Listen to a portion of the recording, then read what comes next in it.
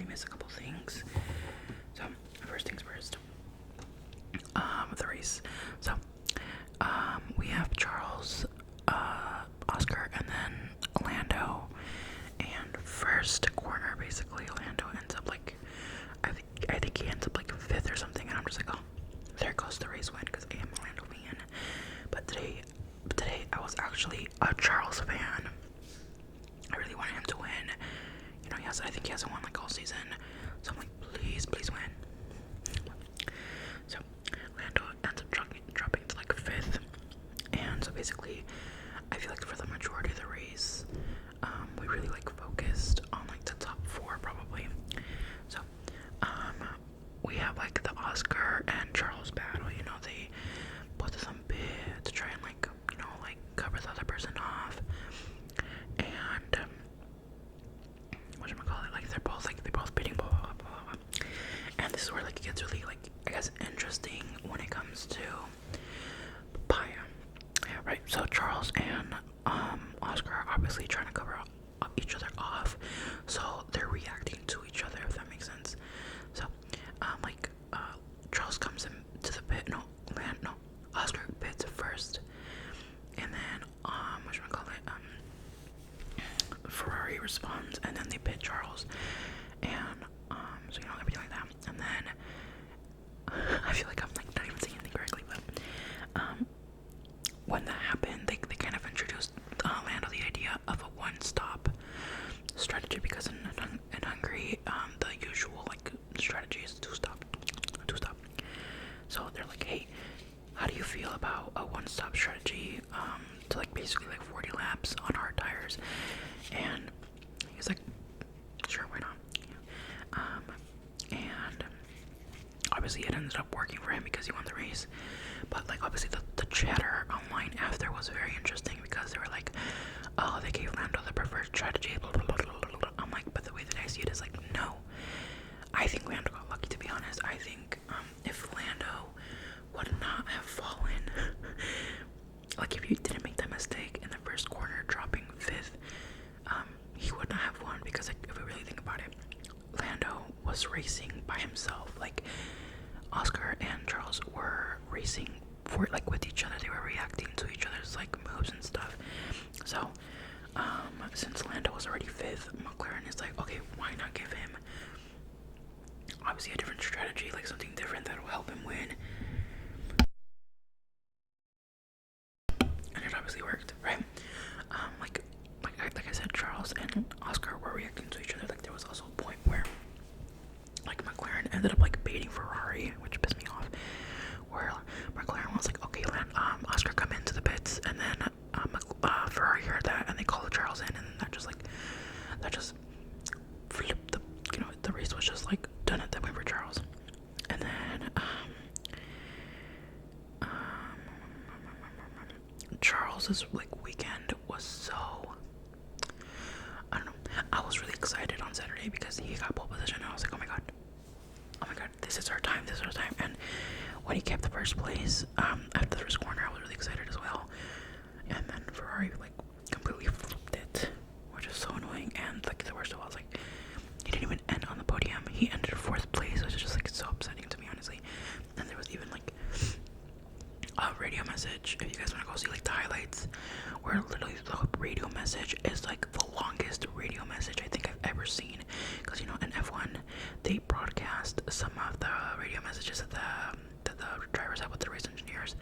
Literally his was like the entire screen. Usually it's just like a little box like that. This one was like literally just like the size of my finger, super long. And I was just like, oh my god, this is like, Ferrari is literally killing Charles. Like, I just can't believe it.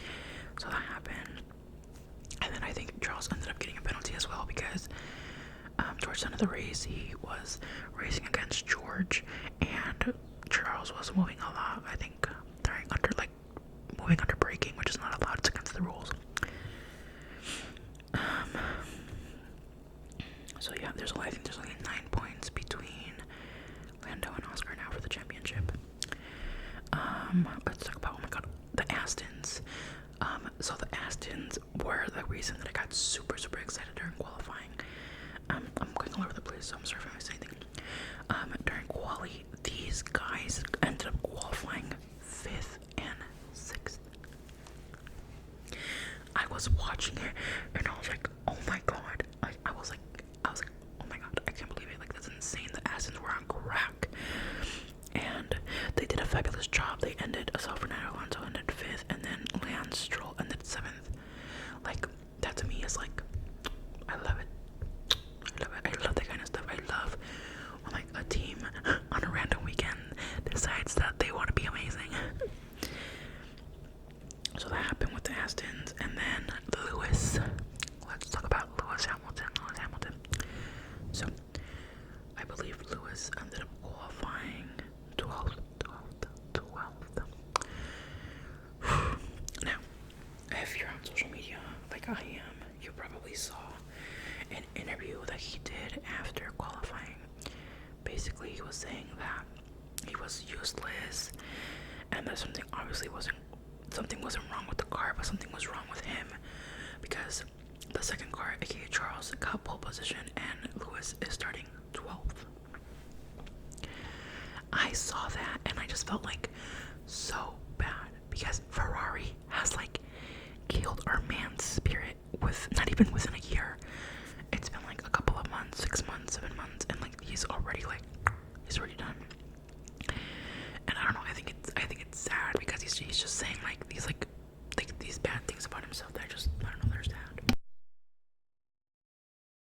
So yeah, that happened with Lewis, and obviously it didn't help. I was really hoping that he would be able to get like a recovery drive, but Hungary is described as like Monaco without walls, aka it's like very hard to overtake and stuff. I think there's technically like only like 1 or 2 overtake opportunities, and I think that's like turn 1 and 2. I think, I'm not too sure. So yeah, there was like really no recovery drive from him, so that was really sad for me, honestly. I hate seeing a man who is a 7-time world champion like be so down, because we all know what he's capable of, you know what I mean? And it's so sad to see. So I think also Pierre Gasly ended up getting a penalty because there was some kind of collision between him and Carlos Sainz, I think. But this also opened like some chatter online. Hold on, give me a sec.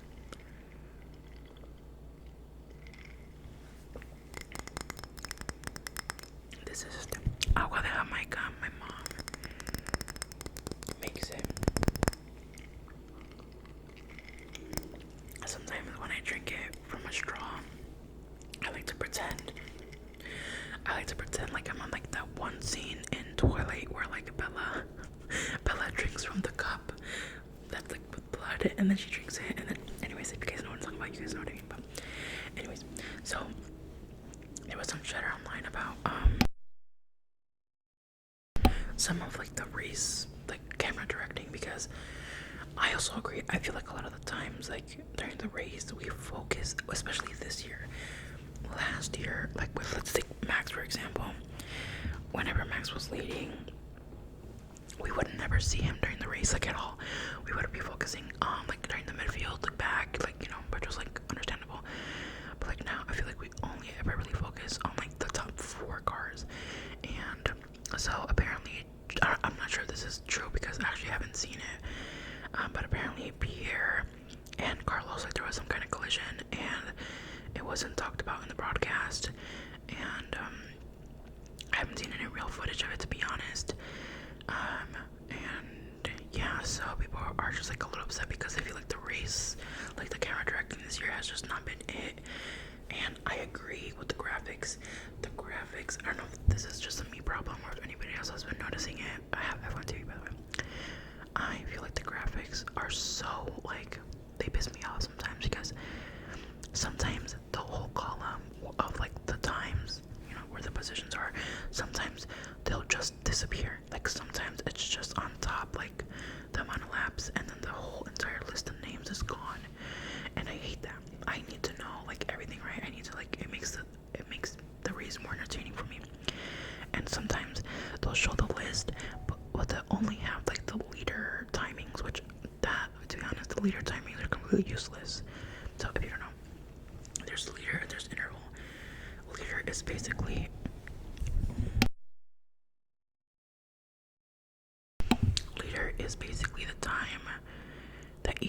car is away from the person in first position, if that makes sense, right? And then the interval is the time between each driver. So it's like, let's say it's Charles, and then Max is behind him, and next to Max's name will be like 0.5 seconds or whatever. That's how far he is from Charles, right? And those are the timings that I need. But sometimes they'll be gone forever, and I just like, I don't know, I hate it. This like gear for F1 specifically, like it just feels like the camera work and the graphics team is just not like, no, it's not, you know. Let's see what else. Red Bull. Yeah, Red Bull did not have a good race weekend. Max ended up being out qualified by Gabriel Bortoleto, Lance Stroll, and Fernando Alonso. If that doesn't tell you that Red Bull is in like the pits of hell, I don't know, like like that's bad. Like that's really, really bad. That's how you know the car is poop. And then Yuki, poor Yuki. I feel so bad because I really feel like they won't keep him at the end of the season, and it sucks because like we saw what Yuki could do in that V carb at the beginning of the year. He was doing really well, so it just sucks. It sucks. So I don't know. To be honest, I don't know what else happened during the race. There was probably a bunch of other stuff, but I kind of just got like the gist of everything. But I'm gonna go over the results. Okay, so we have first place Orlando, second place Oscar. Yeah, I was really glad that Lando won, to be honest. I know a lot of people don't like Lando anymore. I know that a lot of people root for Oscar, but I'm still a Lando girly, so I'm always rooting for him. Then we had George. There was a point in the race where, oh my god, I didn't even mention this. Oh my god, there was a point in the race where Oscar was chasing Lando. I think we were like maybe like 5 laps left. I was at the edge of my seat, like, oh my god, Oscar's gonna pass him. It's gonna be horrible. But like, the battle was intense, and there came a point where like Oscar trying to overtake him, and like he ends up locking up, so he can't turn. So it's just like Oscar going straight and Lando, and like they barely miss each other, and I was like, oh my god. But people online were like, imagine if the McLarens had crashed and then our podium was George, Charles, and Fernando Alonso. Insane, but yeah, that happened. So George on podium. I love George. I think George is fantastic. Charles 4th, Fernando Alonso 5th, which is amazing. Gabriel Bortoleto 6th. That is amazing. In a Sauber. So good. Lance Stroll 7th. Liam Lawson 8th.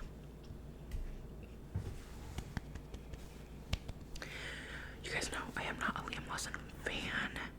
You know, when he was in Red Bull, he was yapping his mouth and running his mouth. I was incredibly annoyed with him. But you know, he's been like, recently he's just been on the down low. You know, he's just been like very quiet, just racing, which is what I love. And he ended up 8th, which is a really good job. And then we have 9th, which is Max Verstappen. 10, Kimi Antonelli, which I think is honestly the first time that he's scored points in forever. Yeah, let's see. He did it in Belgium. He did it in Great Britain. Austria, no.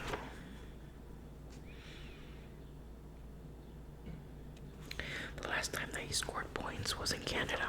So yeah, he scored points for the first time. Yay, in a while. Then 11th, Isaac Hadjar. 12th, Lewis Hamilton. You know what? I think during a point in the race, sorry about that, my brother. But so there was a point in the race where I think Lewis and Max almost ended up crashing. I think I can't remember too well. 13th, Hulkenberg. 14th, Sainz.